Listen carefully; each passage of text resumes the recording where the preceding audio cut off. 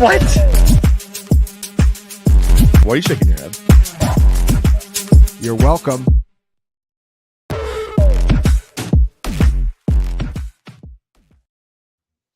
It's the Fantasy Points College Fantasy Football All Access Podcast. I am Eric Froton here with my co-hosts Josh Chevalier and JD Yonke, and we have just finished up week 8 of the college fantasy football season. And as part of that, we'd like to go through, it's pretty much, this is the official, we're past the midway point.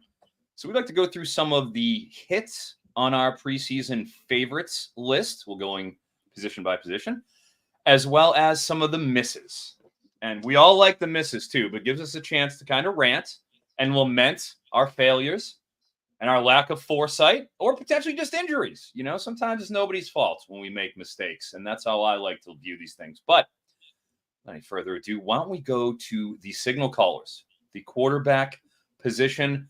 Joshua Chevalier, why don't you start us off? Give me some of your hit QBs. Oh, man, some of my hits are few and far between. I will say, Chandler Morris was a guy that I was on very early in the season going to North Texas. Yes. And that was a guy that I wish I would have drafted more. Andrew Katz ended up just being hogged all of them. Katz. Yes. Hogged and them. Yep. He's killing it. And I said this year, I was like, I'm not going to reach for the guys that I like. If they go up, I'm just going to deal with it. And that's one that just came back to bite me in the butt for sure. So that'd be one of my, I would say, like, bigger hits. Gio Lopez, I mean, he's been a little bit up and down, but when he's been on, he's been on. But I wouldn't say that's, special. I feel like these are guys that all of us were on, but definitely guys that I appreciated and liked and even stuck with when people are like, oh, after fall camp reports that Gio Lopez like sucked in whatever in the scrimmages and things like that. It's like, nah, this dude's a gamer. Like, he's good. We'll trust the process on that. But yeah, those are two for me that I liked for sure. Excellent. JD, any thoughts, my friend? Looking through the top quarterbacks, I'm like, man, I don't have a lot of shares of some of these quarterbacks. I wish I had some of these really high scores. Now, just some, it kind of points out like how sharp some of the Fantrax drafts we do, because looking at like the hits, it's all on the underdog side. Like even like these cheaper guys like Drew Alar, I got in kind of like the last rounds of these. John Mateer, I drafted as much as I could. So shout out underdog for having a more beatable product than Fantrax with what we got. But some lower owned guys like Tyler Huff, I threw a few shares on. I think I'm the only person I saw draft Bryson Daly. Of course, I didn't do it enough, but did it in a few of those leagues like late. But wish I would have thought to do that 100% of the time. Yeah, no, I can't blame you for that. And since you mentioned the underdog drafts too, I mean, number one front and center when it comes to quarterbacks, because they were, as it seemed to be the trend, they were somewhat overdrafted compared to what we were doing in our best balls. Josh Hoover, I mean, in every single one of those best ball drafts and all the underdogs, he was a 13th, 14th, sometimes 15th round commodity. And this is only 20 round drafts that we're doing. These are short benches. To have so much priority on quarterbacks be placed at the top of that draft and then have Hoover go in the 14th, I think that's pretty much stands out as the guy who shouldn't have been going that deep that was. As far as hits, yeah, as you mentioned, every year with college fantasy football, there's just a significant amount of turnover. If I had to go with somebody in at least the best balls, probably have to go with Shador. In our the Champion Series, who you hear us talk about a lot, he was going, I would say, 9th round or above. I didn't see him going before the 9th round in any of those 12 drafts. And more often than not, you're looking at, 9 to 12. That's right around his range. And he's currently in 6-point passing formats. He's the number 11 scoring quarterback right now, which is, obviously a number one QB. Beyond that, I felt like I was pretty bullish on Garrett Nussmeier.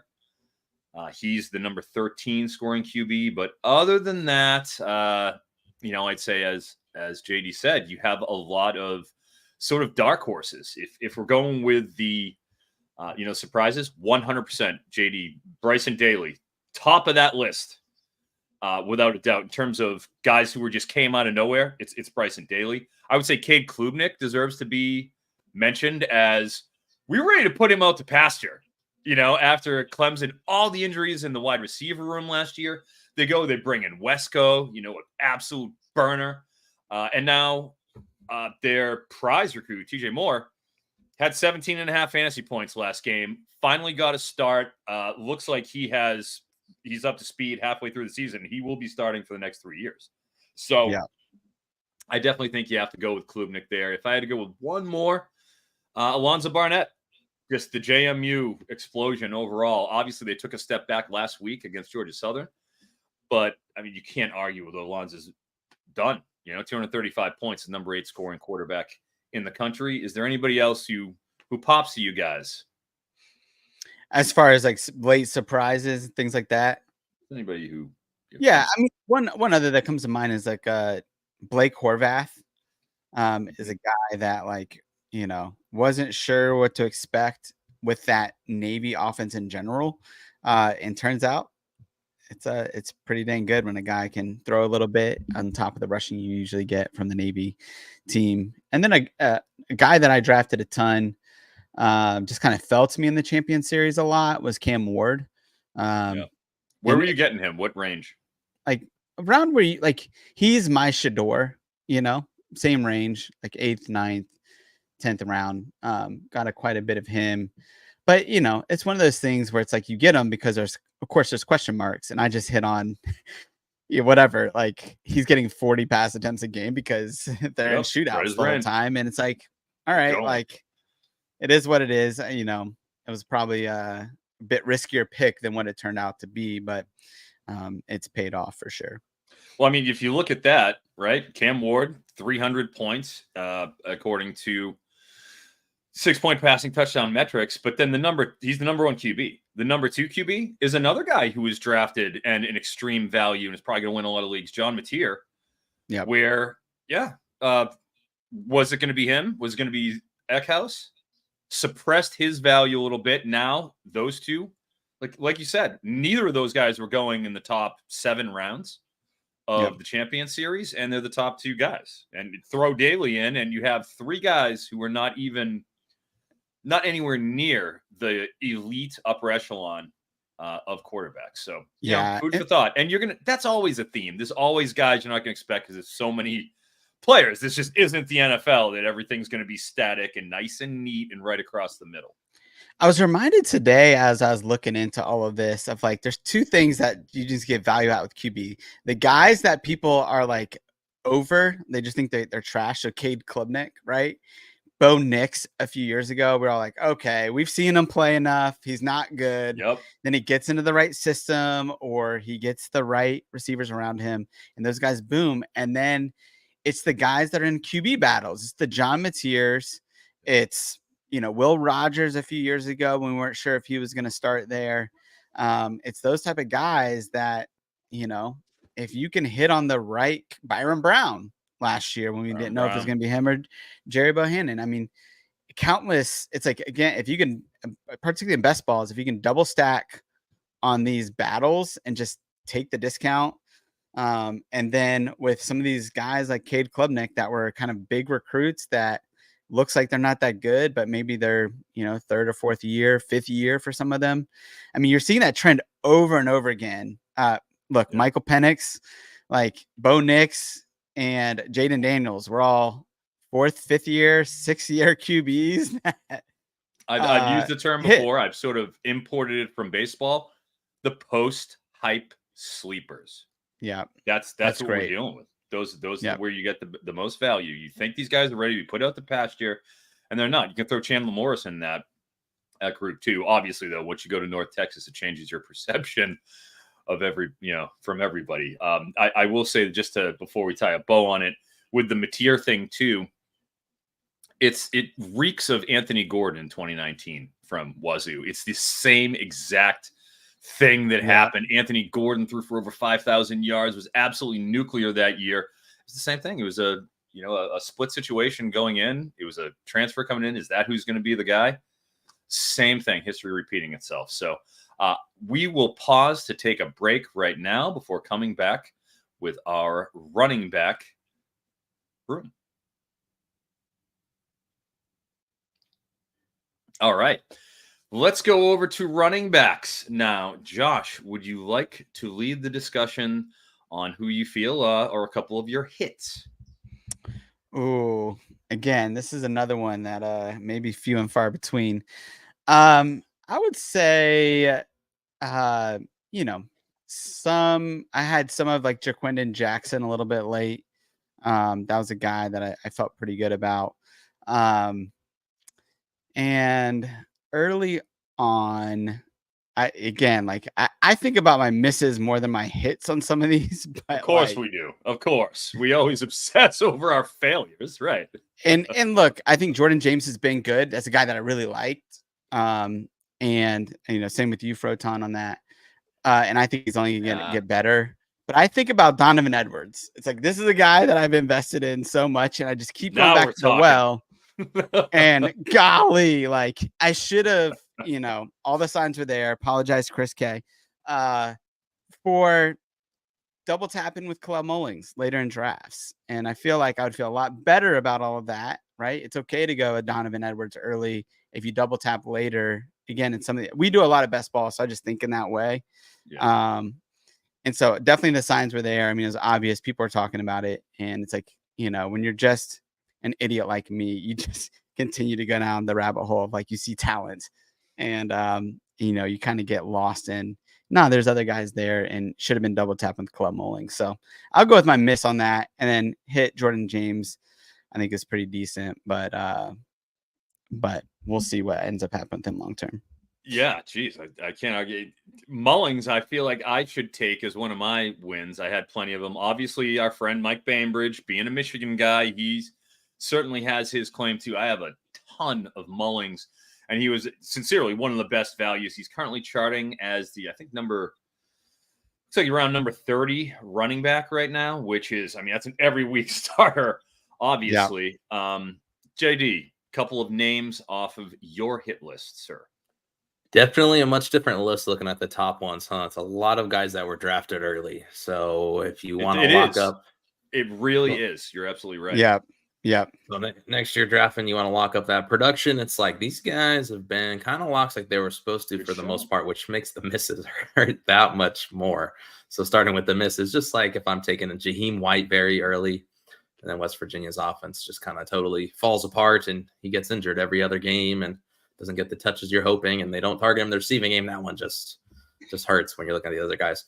A guy did definitely target a lot towards the latter half. I know Andrew Katz was drafting a lot early. Marquez Cooper on San Diego State. It gets to the point where it's like, look, I don't think they're going to be very good, but I think he's going to get 30 carries a game, and thankfully he's getting that volume. It's just absolutely insane. So shout out Marquez Cooper. That guy's been a legend on quite a few teams now.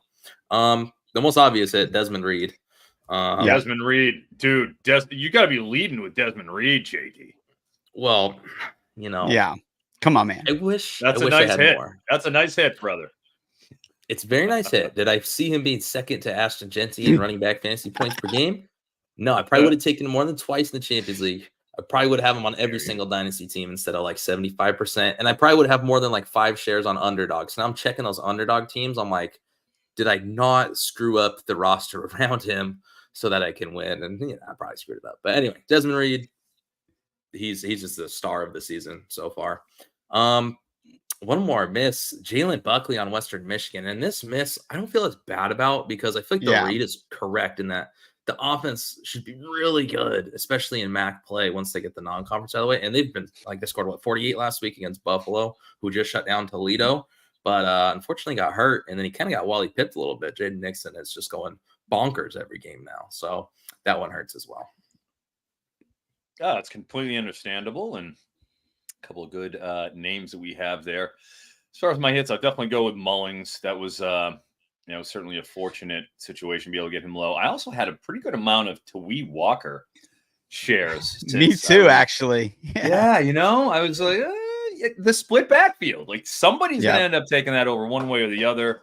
Tawee had better, and we talked about this on the show I know that we did over the summer, where Tawee just had better all around, in-depth stats, the advanced metrics, all of them sort of slanted towards Walker. I believe only like something like Shea had like 2.32. It's the number that dances in my head, or right around there, for yards after contact. And with Tawee coming in, obviously handling things, I feel like that's that's a decent win or so under my banner. So I'll go with those two. As far as failures, I would say, gosh, off the top of my head, I probably have to look at my rosters a little bit more, as opposed to, oh, you know what I'll go with? I had some LaShawn Williams shares of Iowa. And let's say LaShawn Williams has proven to not be worth rostering in any way, shape, or form. Caleb Johnson has wrested control of that room and just wringed it like a sponge and wrung it dry, and it's his. So I think you absolutely have to go there. Why don't I go Justice Haynes too? I mean, Jam is a little banged up now, but we just haven't seen that Alabama running back room develop. I mean, have a pretty decent amount of Justice Haynes. So I still believe he's more talented than Jam, but they're both right there. Jam hurt now, but cannot be spending a 9th, 10th round pick that it costs to acquire him on Justice Haynes. He is not returning that kind of value. Yeah, it's a little surprising to me that Bama, given their problems moving the ball on offense, hasn't gone to the run game more. You would think, I'm starting to question whether Jam Miller and Justice Haynes are that good for a couple reasons. One, it's like I looked back at the Georgia Bama SEC championship, and Roydell Williams has like 12 carries for like 64 yards. And I was like, oh yeah, I forgot Roydell Williams was like starting over these two. I was like, maybe they're not as good as I thought, but I think they are good. And I'm just curious why they're just not running the ball more with them, because it does seem like they could be successful doing that. It's the DeBoer system, he'd rather throw than run, and that is held, even if it means, when he runs, a lot of it's Milrow too. He's taking a lot of air out of that room. So if they're going to be running, could be him. So it definitely factors in. I would think, as far as anyone else we want to throw on the table for disappointments in the running back side from you guys. Yeah, I mean, some of the late round guys that I didn't hit on were like Ayo Adeyi, but some of that I'm just like, man, that's probably more injury than it is. I mean, he just didn't even get a shot. He got injured like first game. Would have loved to see what he did with all the points they're putting up. One hit late was Nate Noel. That's a guy that I just had a ton of shares. Was on him pretty early as like the RB1. And so, which has been good over the first 6 weeks. I mean, look, he is a ticking time bomb. He always gets hurt, but when he's in there, he's productive, and he was that early on. But so I don't know if I would consider it a hit, but it's a guy that I got value on, at least early on in best balls, for the first 6 weeks or so. So hey, brother, value is value. That works for me. JD, anybody to mind that's either somebody who came up and was a real sleeper, there's a surprise, or somebody who was a profound disappointment? Yeah, I do just want to say when Noel made me think about it, just going back to underdog real quick, like some of the late round running backs were just smashing. Like I remember thinking like, man, there's like 4 of these guys I like. I don't know why I didn't take more of a strategy of just late round RBs, because Noel was one of them, and he hasn't totally smashed yet, but like you can tell it was a sharp pick, especially once he returns to health. You get a drink RB1 for free, basically. I mean, that's good business right there. Claiborne is free on has to be mentioned. Has to be mentioned. He's been a stud, and I heard multiple smart people talking him up. I heard Froton. I heard you talk him up before. Josh, I know you're on the Claiborne train, and I know Bainbridge was drafting him, and this guy was just free on underdog. Why not 100% if that's the case? I don't know. Got to rethink that one. Guys like Anthony Hankerson, super cheap on underdog. 100%. I don't know who saw that one coming, but there you go. Well, yeah, it was the two-headed backfield too, and they were both eating. But hey, and we've seen one of them ends up like either by attrition or just poor performance. When it gets sussed out, it's not always the RB1 going into the season that ends up taking that job. And it happened with Walker, and great example with Hankerson too. Yeah, and then just two of my misses that I drafted everywhere. Dallin Hayden on Colorado, and then Andrew Paul, Jacksonville State. I took the same approach here. I'm going for the transfer downs because he gets some monster seasons in transfer downs, and like Yeah. maybe just trying to go too obvious, like the two big names, Ohio State, Georgia, transferring down. And I think just kind of playing it too obvious because both of them bad. But I view Paul similar to Buckley. It's like, man, he finally got back on the field because he's been hurt. And like he just immediately ripped off like a 30-yard touchdown run on his first carry the other day. It's like, oh, why is that not Trey Stewart? But anyway, yeah, just it's hard. You try to get your plays, like your transfer downs. You try to get your transfer ups. Are they going to flop? And it's like at the end of the day, it's a football player. If he earns a role, he has it. If he doesn't earn the role, he's nothing. Yeah, no, all good points. I would even throw a little bit of Jaden Blue in there too. I mean, obviously he's been a discussion point over the past couple of weeks for prop purposes. But only 90 points. Heavily as soon as Trey Benson Weiser went down. Oh. No, who was the right? CJ Baxter. CJ Baxter, Cedric Benson, CJ Baxter. You know how it is. It messes you up. When Tomato. Running backs. Two damn backs running backs. But once he went down, obviously Blue became, he skyrocketed. He was at end of the first, like top of the second by the time the season was rolling around. And, here he is. We're on, the fourth page of running backs, and there's Jaden Blue staring at me. At number 73 or something. Not quite what we were expecting when we were all investing pretty heavily in him at the top of drafts. But close out the running backs and move on to the wide receiver group. Josh, would you like to talk about some of the more your favorite wide receivers that did well this season? Yeah, I think my primary favorite wide receiver that's done well is Jeremiah Smith. He's a guy that. You had so many freaking shares of him. I got a lot of Jeremiah Smith. I think it became a thing. Killing you. Killing me. All over you for it, too. And incessantly. In public, on the show. Incessantly on me, on this dude. It was him and Chris Tyree. And I was on one of them correctly. But, Jeremiah Smith, I think it became a thing in some of our Champion Series drafts. It's like, how late can we wait to see whether Josh will draft him? And, at some point I was like, I'll just draft him in the 19th, 20th round. And look, it's turned out to be a good pick. Again, history would tell you shouldn't do it, but he is all world. But I'm just kicking myself for not having more Ryan Williams, to be honest, because he's another one that we all read the room. We knew that the talent and we knew that the room was awful, because we were picking Jeremy Bernard early on. And, at least he's the wide receiver too, right? Yeah. It's hard though with like a summer enrollee, true freshman, but like you do see him play. It's like if we had preseason, I think we all would have been, or a spring game. It's like that guy would have been definitely a high draft pick, but it is hard. I think that's the tough part about college. But Ryan Williams is a guy I wish I had more shares of for sure. No problem with that, my friend. JD. Yeah, so some guys that stood out that I feel good about. Jalen Noel on Iowa State. I hope nobody wasted their time watching the Georgia-Texas game while the game of the year was on, that UCF Iowa State.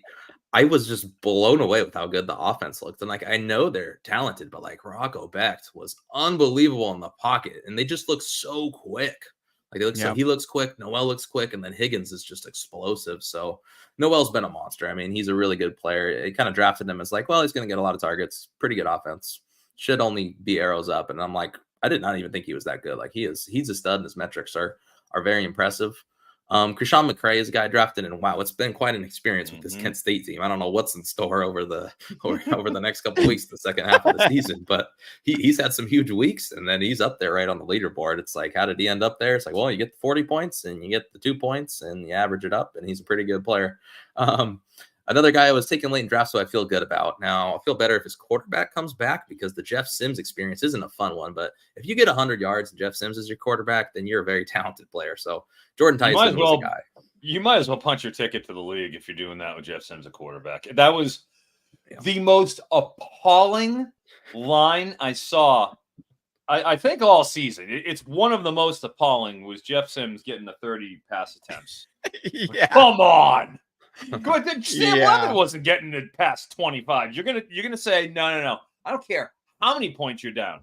You aren't throwing the ball 30 times with Jeff Sims. That just isn't happening. That's the free money we needed on before our prop show on Thursday night. I think that hit on Friday morning.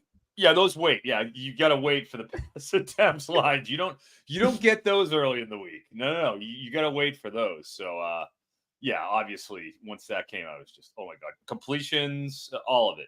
Sorry, I just got excited about Jess Sims. Wouldn't have Yeah.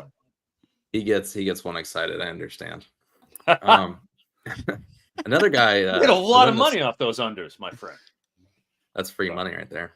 A guy who's been free money who I wish I had more of. I feel like I thought I had a ton of this guy because I drafted him a few times early on Underdog and Fantrax, and then he just kind of nobody really caught steam on this guy. Is Andrew Armstrong for Arkansas. I don't know if any of us predicted the 14 targets a game or whatever he's getting, but I mean, just kind of clearly passed the eye test for me last week and kind of clearly, or last year, sorry. It was kind of clearly the wide receiver one going into the year, and who knows what to expect with Petrino, but like the line everyone loves to quote is he gets his guys the ball, right? And like that's his whole MO. That's his only offensive scheme is just getting the studs the ball. But just didn't end up with enough. That guy's been smashing. So shout out to Arkansas and our boy Andrew Armstrong. And it's been different quarterbacks. It's been injured quarterbacks. Hasn't really mattered. Kid's been a stud. One miss I'll point out, which is obvious. And I even was like trying the week before the season because you get antsy. I was trying to like acquire more of this guy.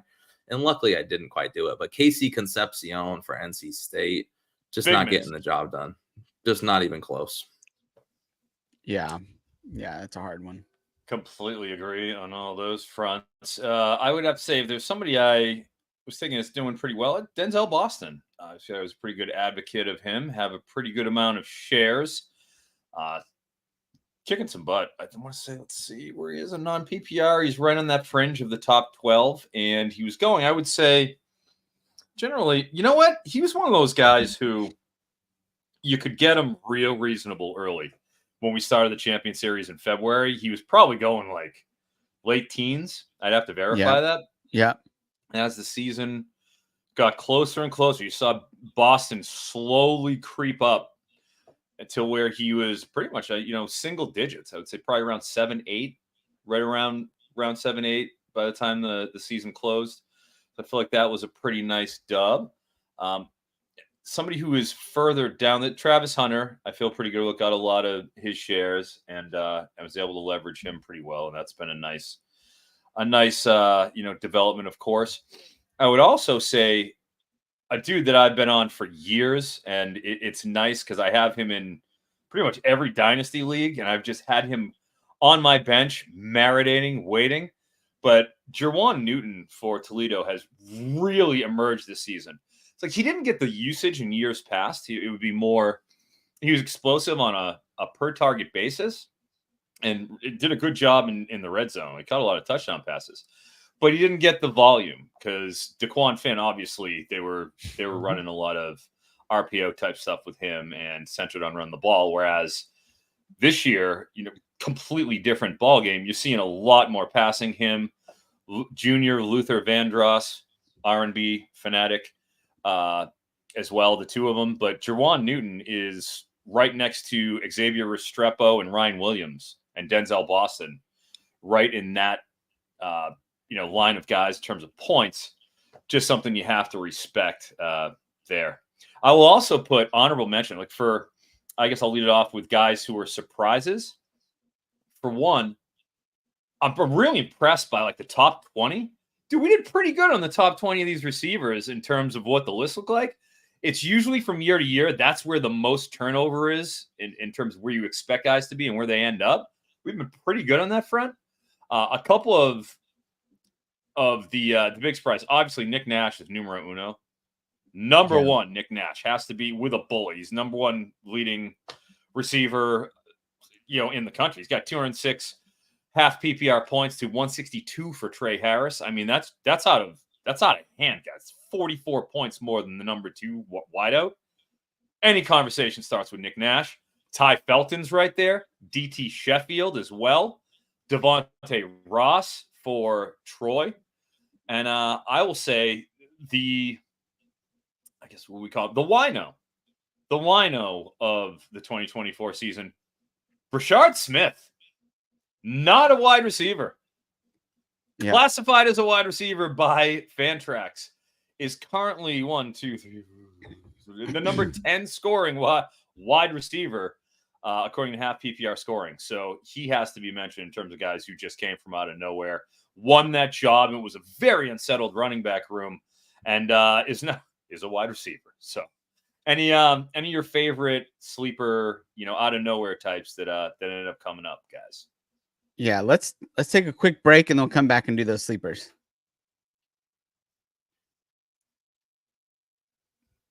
Yeah, I think the sleepers are really fun.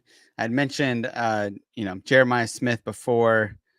For me, I think some of the other sleepers, one guy, Ja'Cory Brooks, he's a guy that got late and underdog quite a bit.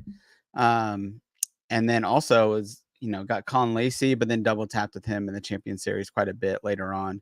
So able to get both of those. And so Ja'Cory Brooks is one that's been uber consistent this year. And has been, really fun to own for sure. So I'd say those two. Any prominent busts we want to talk about? I would have to say Luther Burden has to be right at the top of the list. Yeah, for sure. Definitely put Evan Stewart at the top of that list too. Evan Stewart's got a seat at the table. Before the last couple of weeks. He's already become a post-hype sleeper mid-season now. Seriously. And now he's back. Life comes at you fast. Yes, he's gone up and down to both ways. Yes, we'll see what happens with Stewart. You might have a nice stretch run, but you're right, absolutely. Sorry, keep going. Another one for me was definitely Chris Tyree. That's a guy that I drafted quite a bit in 23-25. And you guys again warned me about him, and I did not listen, and that is on me. So I can end with that. I'll let you guys talk about how awesome your busts were. I tell you what, let's talk about Elik Ayelmanner. Rush to the AO, right? Not happening over there. 31 for 388 and 4. He's just a guy, right? I mean, he just feels like a guy. Just another receiver you're just hoping doesn't go and stink. But he does a lot of times, not what we were hoping for. Frankly, I blame a lot of that on the QB play. I've been one of arguably the world's number one Elijah Moore stan, and I have not been pleased with what we've seen from Daniels. So, it certainly has to be mentioned. Anyone else off Jeremy Bernard? You mentioned Jeremy Bernard. Has to be discussed, right? He was getting top 5 round draft capital. Atkins for sure. Is a great one right there. Yeah, Sean Atkins. Yeah. That's a great the Atkins diet. Oh gosh, you got a heart attack from the Atkins diet. Your boy Jonte Cook, let's give him a little bit of due. We expected him to not be a complete blank. Yeah, for sure. He's a complete blank. Yeah. I think some of this is because of injury, but Trey Wilson could be put in there. Got hurt. Yep. I mean, we were giving him welcome back, of course. Dude, let's not forget about Deion Burks. Yep. Deion Burks, the least explosive receiver. I put that out on Twitter. If you guys will look at that, that little fun fact of all his receptions. Deion Burks, X amount of receptions, whatever it was. I think it was like 24. And he has yet to have one single of his receptions go for 20 plus yards. That is the most receptions without an explosive catch in the entire Power 4. Bah humbug. Bah humbug, Mr. Deion Burks. We expected so much more from you, sir. Yeah, for sure. In his defense, okay, he's got a former 5-star quarterback coming in this week, a guy they kicked Dylan Gabriel to the curb for, if you listen to certain podcasts out there.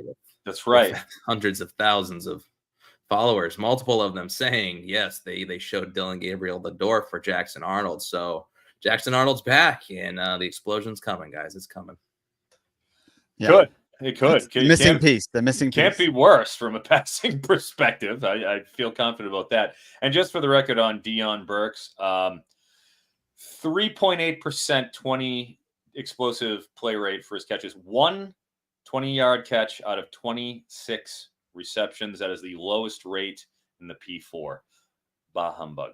Anyone else come to mind? Zachariah Branch. Let's give Zachariah Branch a mention. Well done. You are on the list.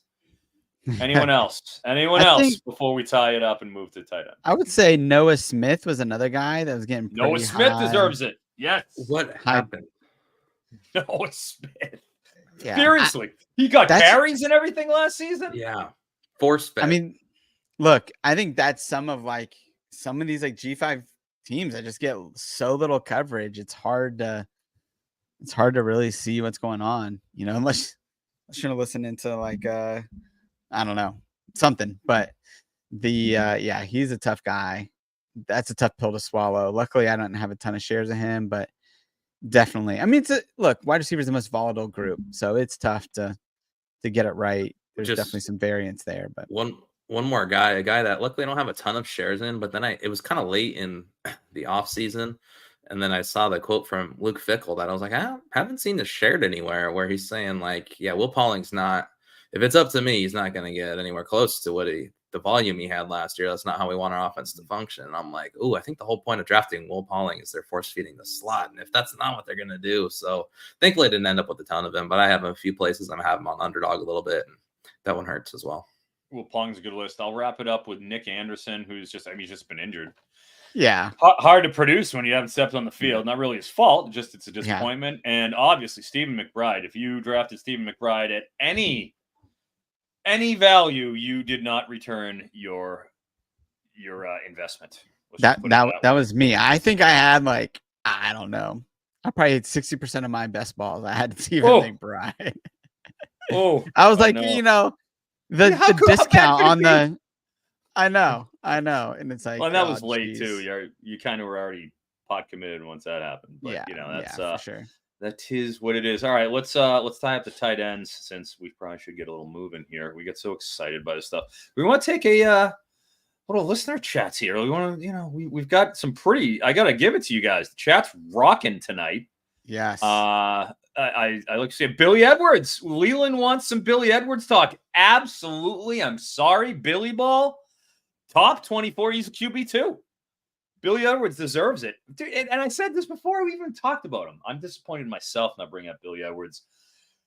I watched Taulia Tagovailoa on the field, lead 11, try to throw a 15-yard out to a stationary target, and it was hard. He couldn't do it. Billy Edwards is better than Taulia Tagovailoa, who's the leading all-time Big Ten passing leader. Give me Billy Edwards over him all day. Going to tight ends, I will lay off LaMarcus Peppermint, mentioned our boy Eli Stowers, and he has to be mentioned for that. Jeff Sims, appreciate it. Bobby is in there. Armstrong. Andrew Armstrong, absolutely, for Arkansas, has been a stud. And he was a guy who's probably like round 20-ish material that we were looking at. I want to say I was taking him in the teens, but then I feel like he even got pushed down in the 20s. Just everybody was kind of discounting the Arkansas situation. Right on the money with that. Appreciate the love. Purple Rain, of course, our boy Joe Arpaiso. Yeah. And I think that's what. Is it Bird Emanuel season yet? Come on now. Come on now. Question. That's not cool. Poor Bird Emanuel got carted off the field this week. No. I hope we almost had him. He immediately comes in. First pass is a touchdown. Then he gets 70 rushing yards right off the bat, already having a good fantasy day, and then he gets carted off. It's just, we can't have nice things. We got the full range of emotions with Bird Emanuel on Saturday. It was a quick ride, but a wild one. Sorry, sir. Sorry. And LaMarcus Peppermint is next to JD, rivals him as the greatest Bird Emanuel fan in all of CFF. So I will say it's true. Good stuff. We got a question here from our producer. Which Cyclone is winning the Heisman? Oh my god! Is it Jalen Noel? Is it Rocco Beck? Is it Carson Hansen? Dude, after Rocco Beck's performance last week, okay, I watched a lot of the Rocco Beck game this past week. It was horrible. It's not going to be Rocco Beck. Okay, so take that out of it. Bainbridge was so angry. He was texting me expletives during that whole game because I advocated for the Rocco Beck over, because I like me some Rocco Beck, as we all know. And we got there. We got over 232 and a half. Oh my, was it a tough ride? That first half, 40 yards passing in the first half was not pretty. but Rocco got us there somehow. It was a wild ride. It's like all good it's like the stuff. Cam Ward cow over when Oh at, yeah. like 60 yards. I had people tweeting at me like, "You're an idiot," and then he threw for 400 yards. I was like, I knew it the whole time. We were fine. Hey, we all know the heat. We all take the heat every once in a while. That's just part of the deal. But moving on to tight ends. Gosh, we've been a long-winded group today, and I blame myself for that. Tight ends, man. I feel like we have to start at Tyler Warren, right? Obviously, Harold Fannin is our Lord and Savior. He is without a doubt the guy. Like, I feel like we kind of knew Fannin was going to be good. He was drafted, pretty respectfully. He was high. Tyler Warren, on the other hand, was like mid-teens, like in that 15 to 19 range. I got a ton of his shares in that range in the early going. And then he started to creep up. But, man, still, he was in the teens all year long. Some of your favorite tight ends, Josh? Well, I will say it's amazing to see what Penn State does when they just like rely on one tight end versus having like multiple NFL. I put out a tweet like that during the NFL Combine and just got slammed by Penn State Twitter. It was great. I was like, man, y'all got to get a life. But I'm glad me and JD got to watch Tyler Warren get serenaded on the way out by the Penn State faithful at the USC game after he caught, 25 passes. We were actually, right as JD and I were walking out of that game, like Tyler Warren's coming right up behind us, and you just hear like this, the fans start to go crazy. And me and JD thought it was for us. And we sort of turn and look behind us, and it's like, oh no, there's Tyler Warren, and he's got great hair and everything. And it's like, oh wow. Yes, that's come amazing. on through, Mr. Warren. I'm sorry to be in your way, sir. Yeah, absolutely. I love it. No, that's awesome. I'll just go with my miss here because it's just a big one. I just had it all over the place. Was Luke Haas. I mean, he's a guy that I thought from his true freshman year, like that they would actually use him in the receiving game because the advanced metrics were just crazy. And they've just used him as a blocker. And that hurts when you draft him a ton at tight end there. And a late one that I got pretty much for free everywhere was Elijah Arroyo. And he's been a little bit up and down, but when he's hit, I mean, he's been on and he's good tight end. And that's, I think, late round tight ends. It's hard to get, massive hits at that range, unless you're picking up Eli Stowers or somebody like that for sure. Yeah, completely agree. JD, thoughts? Yeah, well, I think we buried the lead here as the world's most preeminent Jack Besh drafter. We said tight ends. We were talking about tight ends. That's why you didn't mention Jack Besh. That's why a lot of people might have missed him. But, Jack Besh, like just going back, if you're in a pass-heavy system like this and there's not really any proven guys, and I know everyone loves them, Savion Williams, NFL hype, but like, good God, let's see it, Savion. And you get named the MVP of the team in spring ball when you haven't been healthy and you were a true freshman and you produced for an SEC team. It's like, fine, I'll draft Jack Besh late everywhere I can. No one else wants to. Oh, well, maybe he'll start. Maybe he won't. But yeah, I didn't quite see this coming. But hopefully they're going to keep getting him the ball because they made like a concerted effort not to get him the ball last week, and the offense looked pretty bad. And like Besh just looks amazing to me. Like he looks way quicker than he should at that size. Like he's kind of imposing. He can get open, but like he just looks way quicker than he should. He looks good at that size. He looks like he's 250. What is he? What is he? Like 225. He's 225. That's a big boy. I don't think he doesn't look 225 to me. Anyways, it's all good. I will go with, in terms of disappointments, I think Luke Lachey is front and center in the disappointment list. I think for everybody, we all got ourselves a piece of him, and he took a piece out of us.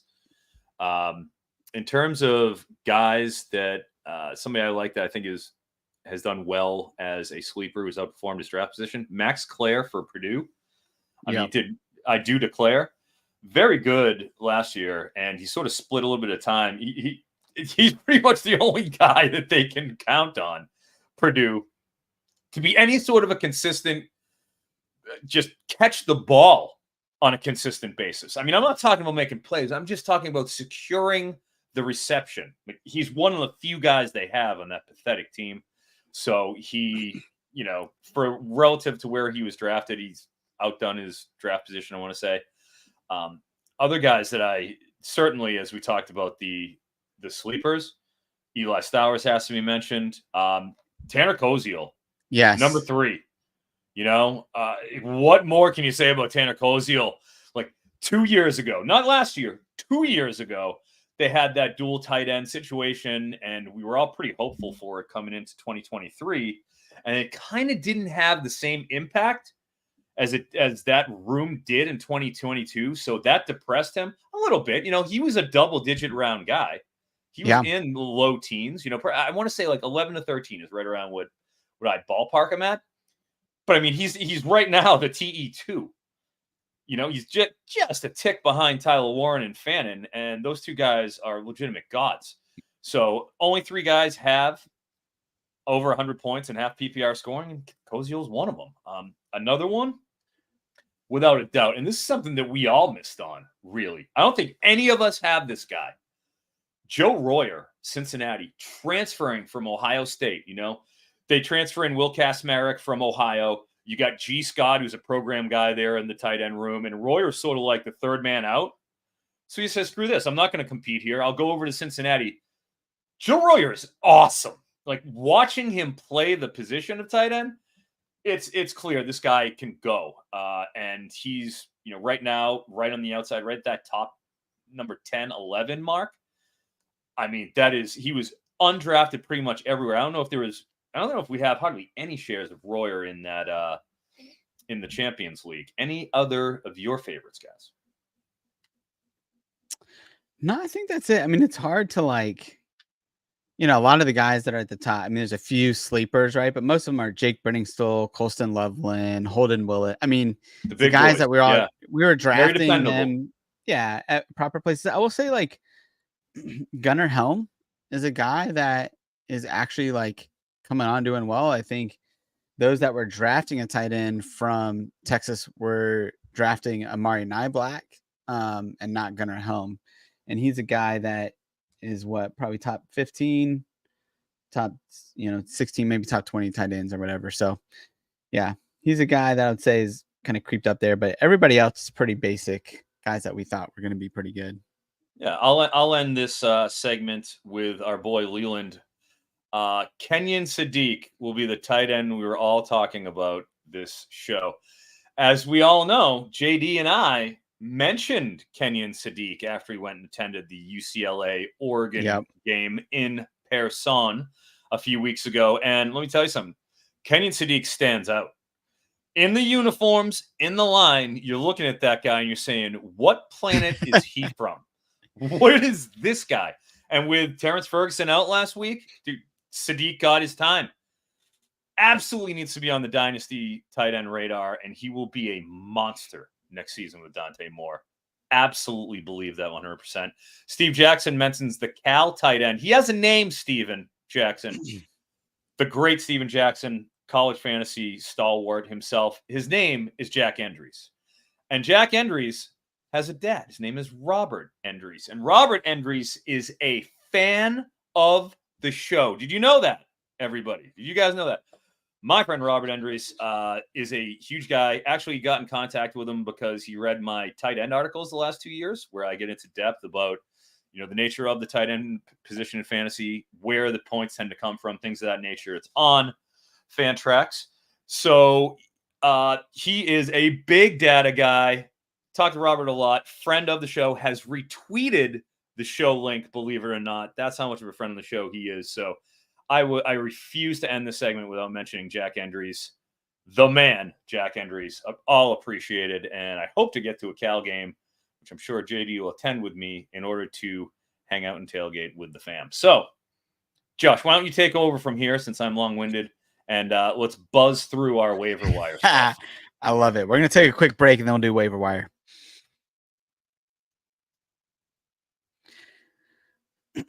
All right, we can do our JD and I special where we just zoom through these things. Yeah, you guys are experts at this. Yeah, I'll let you 20 drive. props in 20 minutes. That's what we do. So that's right. Good ones too. Watch the show. Yeah, we'll do that. We'll have that on Friday morning. But we'll do these pretty quick. We'll start here. Anybody? Well, let's start with this question. Tavon Jackson. What are you guys doing with Tavon while Curtis Rorke's out? Has a thumb injury. I think his nail got torn off his throwing thumb. So it looked pretty nasty. Some of the pictures. It is nasty. Is Tavon Jackson a guy that you guys are going to be going after? Not really, but he does intrigue me. Like, he got a few puff pieces this offseason, and he's clearly an athletic kid. We all saw what his brother was doing in college basketball, just a walking 20 and 10, and clearly has some raw tools. And you get him behind a good coaching staff that kind of likes him with some good receivers. But is he going to light it up? I wouldn't necessarily expect it, but I do think wouldn't be surprised if he runs a little bit more than Rourke. Yeah, he's 7% ownership rate right now, and from at least a dynasty perspective. You want to have Cignetti's QB. I doubt he's going anywhere unless the SEC just comes knocking right away. So he's at very least should be a priority waiver ad in the dynasty format. I don't know how many, look, I'm looking at my thumb right now and I'm feeling uncomfortable about not having a nail on it, but I wonder how many weeks we're talking about here. I don't think that it should be a priority ad for this season. Yeah.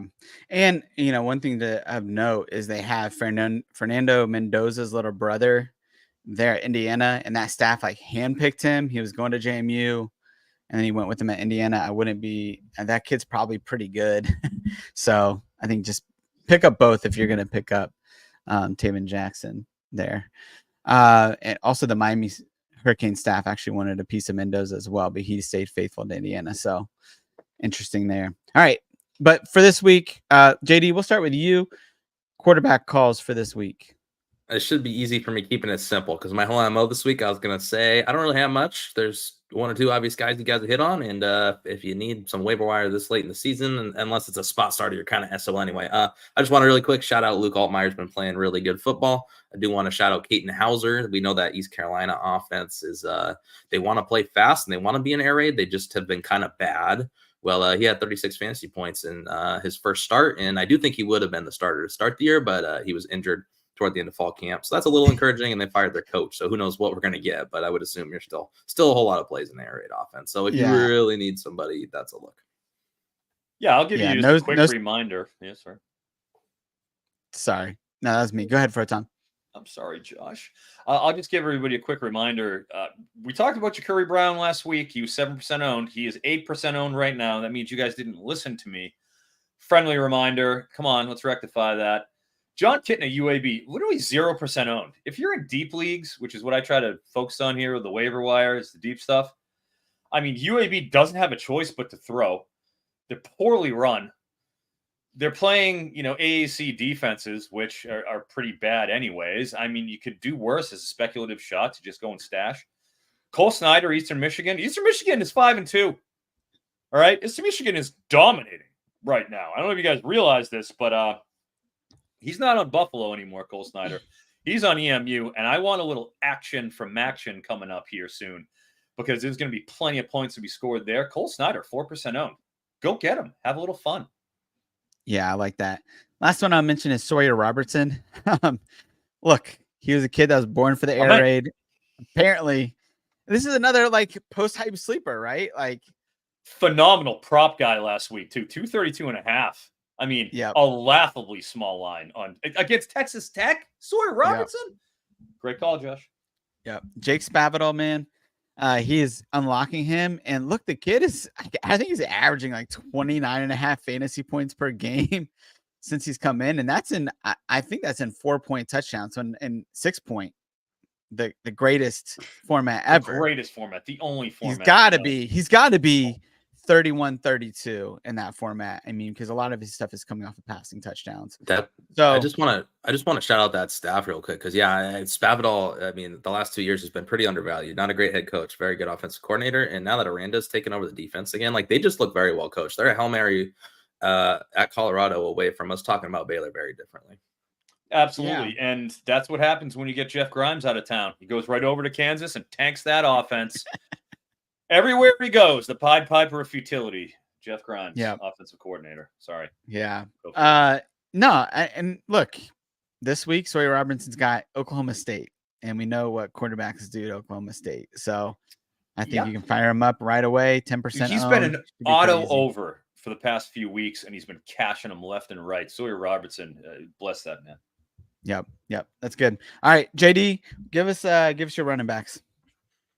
My running backs. Well, if you need a running back right now, you're probably not doing too great. I will point out a guy that's just kind of looks pretty good on my television lately, Elijah Young. You know, the volume's been pretty good most of the year.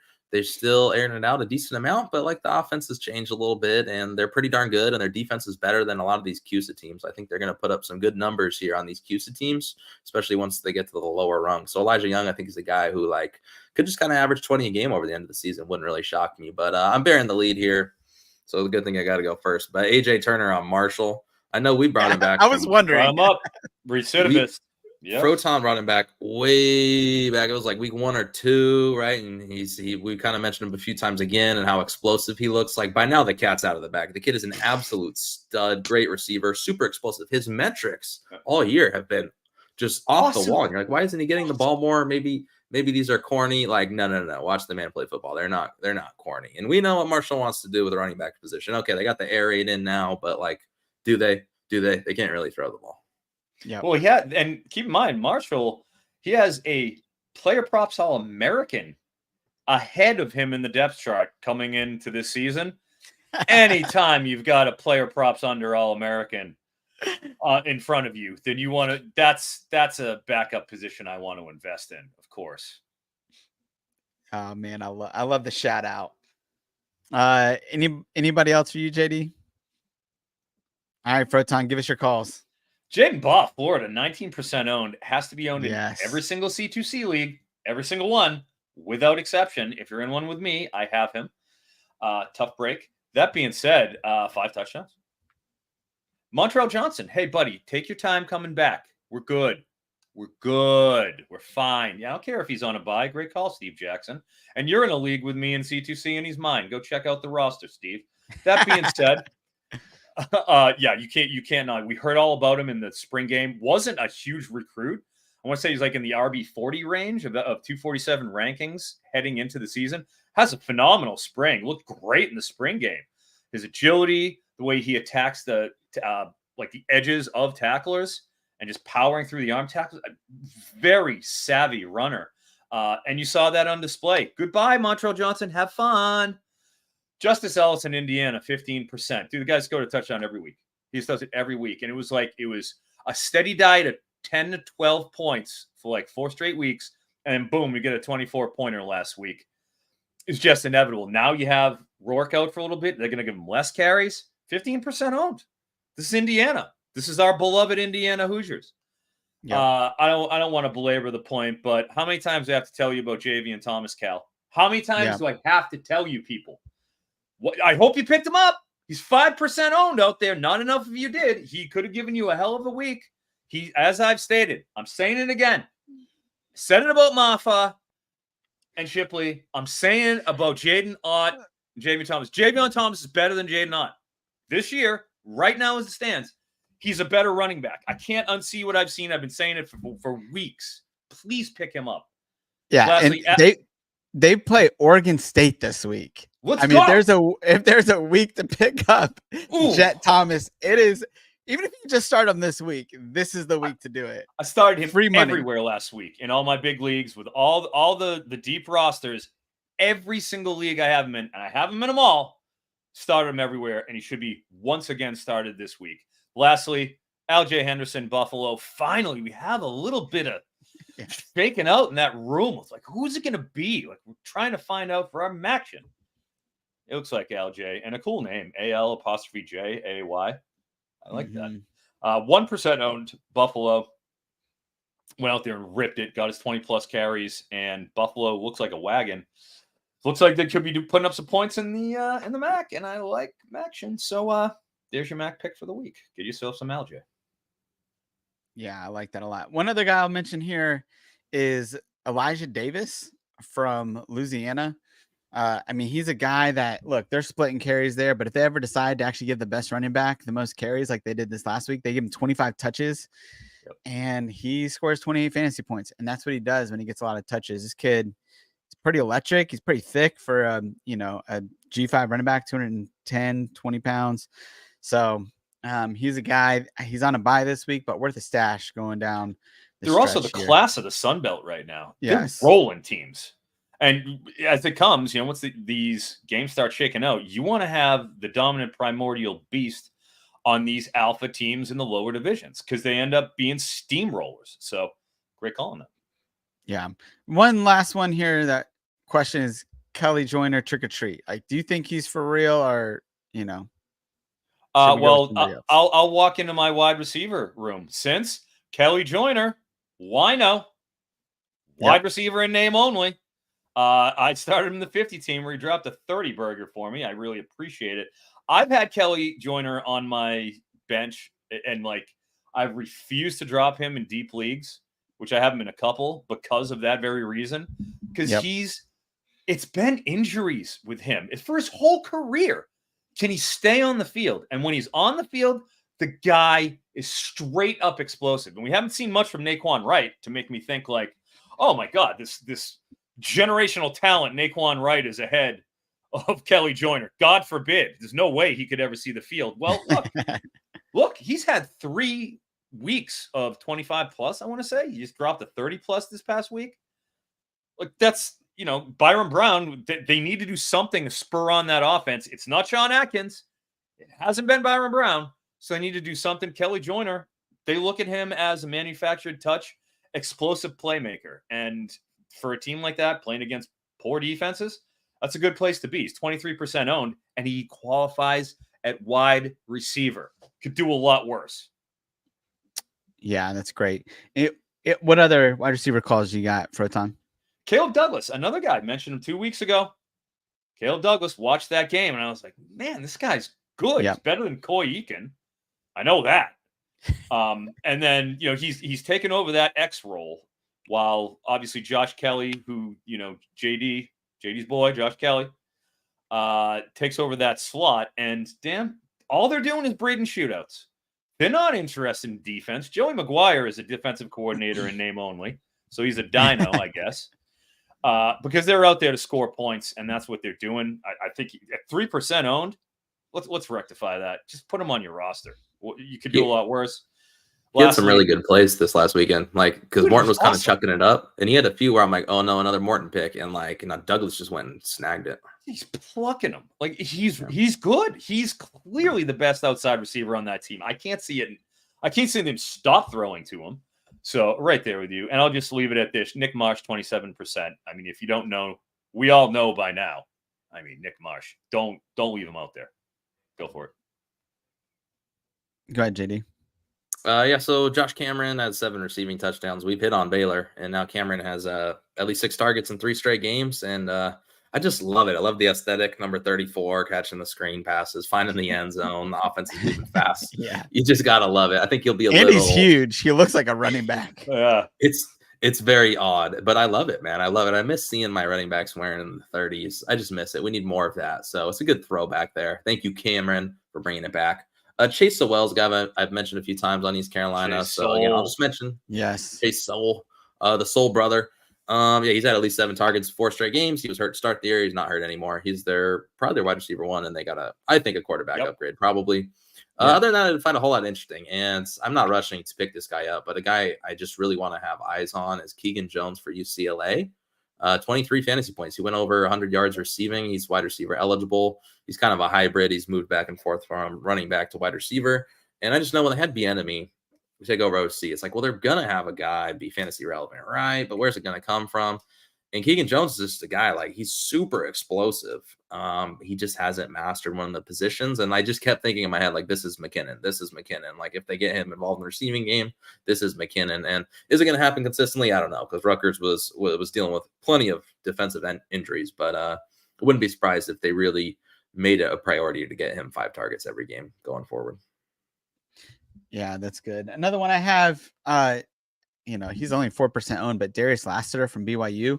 I'm sure you guys Lassie. watched that Yep. BYU Oklahoma State game, and he's clearly last 3 games has taken over as the wide receiver Yeah. 1. They're moving him inside and outside. I mean, they're moving around trying to get him the ball, and 6 catches, 132 yards, topped off I think 2 touchdowns because he got one at the end of the game there, and won that game for him. So Darius Lassiter, again, 4%. He's out there. He's getting lots of targets.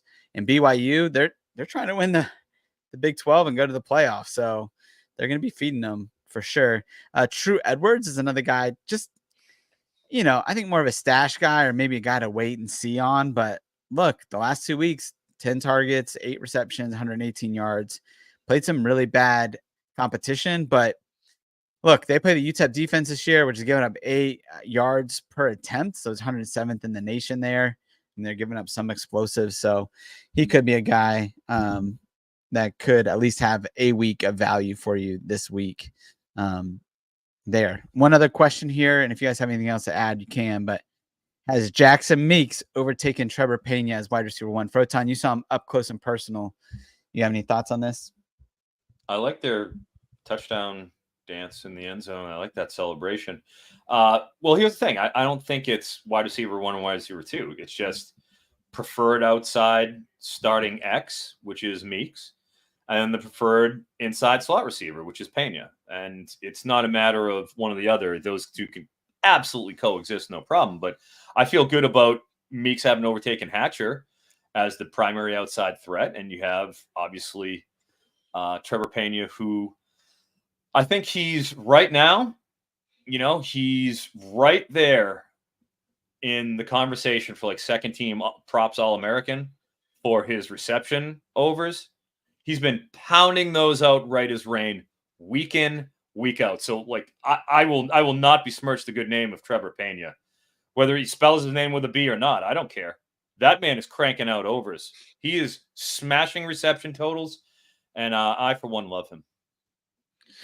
Hey, one other quick one I forgot to mention. This is a shout out to you, Froton. Is Trent Walker? Spirit Walker. I will give you even my body, Trent Walker. Yeah, that's right. That's the cult. That's the cult. Okay, that's Spirit Walker off of Love. That's great amazing. album. Great cult album. If you don't like the cult, what's wrong with you guys? Get out there. Get on this. There we go. Yeah, and look, if you're not going to pick him up in one of your CFF leagues, then just take the over every week on this guy. It feels like he's a good prop over.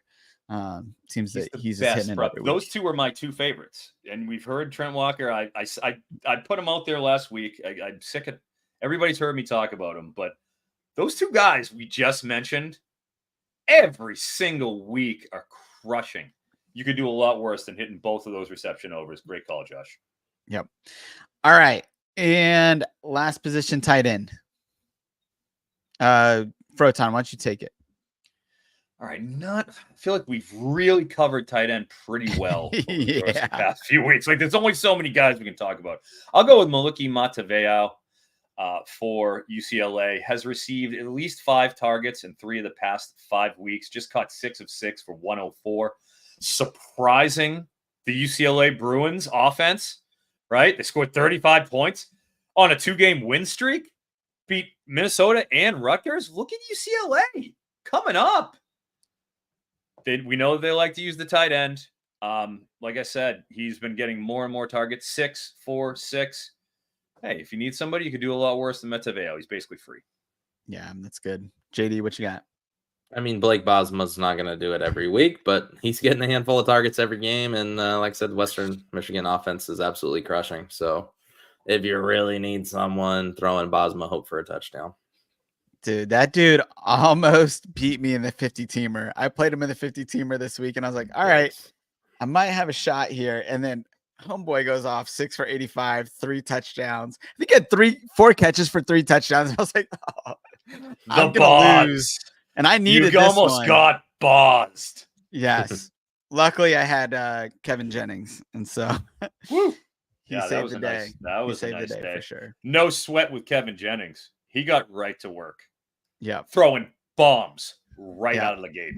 And, another shout out to 6-point passing touchdowns because Oh, that saved me this week. So the Lord scoring system. You can't. yes, for sure. All right. I love it. Well, this was fun. We're at 1 hour and 10 minutes, so we should probably hop off before Trey kicks us off and Yeah, he's getting mad at us.